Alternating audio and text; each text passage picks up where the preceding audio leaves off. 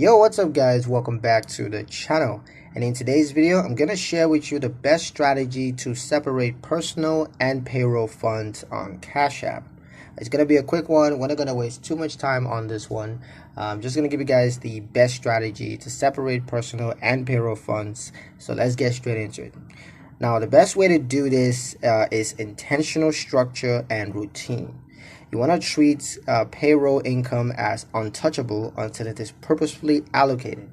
Once a direct deposit arrives, transfer a set portion to a linked bank account for savings, bills, or long-term goals. Use payment notes or external records to clearly label payroll-related transactions so that they are not confused with personal transfers.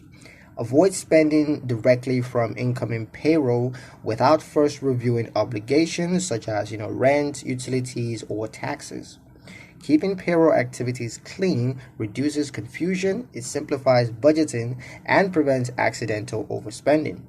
Separation also protects you if your account is reviewed, since consistent, clearly defined usage signals responsible account management. Discipline, not features, is what truly keeps funds separated.